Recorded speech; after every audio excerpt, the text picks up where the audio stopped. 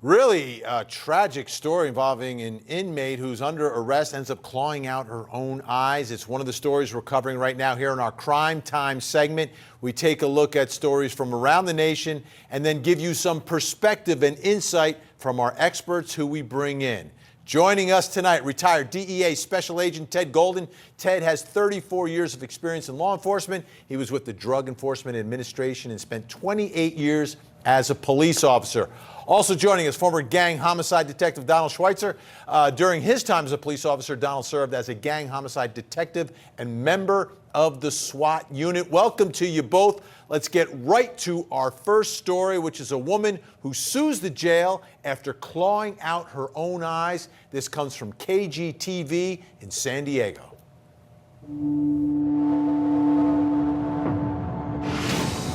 The lawsuit stems from May 6, 2019.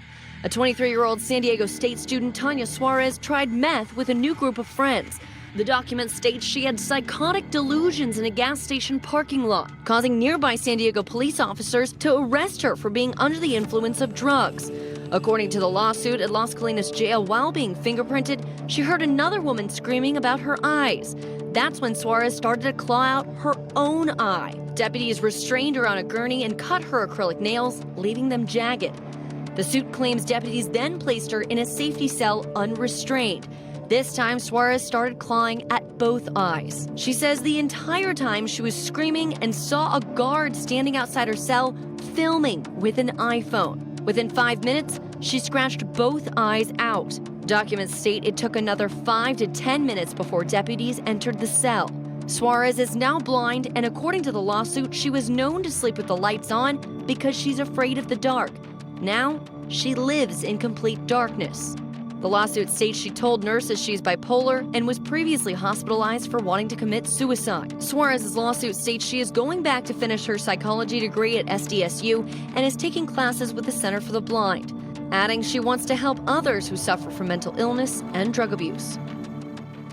Tragic story, but what responsibilities do the jailers have? You take someone into custody.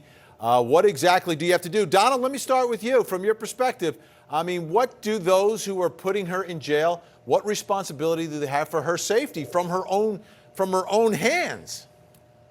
Well, Vinny, obviously our law enforcement officers have a duty to care for the people in their custody, and they have a duty to protect them.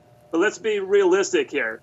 The jail is a very noisy place. There are people that are on drugs. They're under the influence of alcohol, all kinds of substances. That it's a real loud place.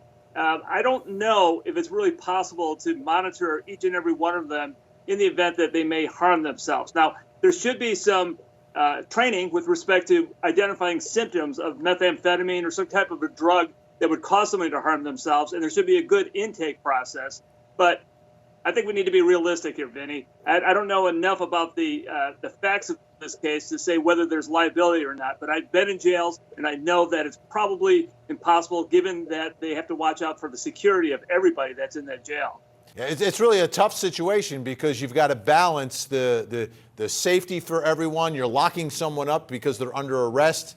If you restrain them too much, you get in trouble. And here, unfortunately for her, it's worst case scenario.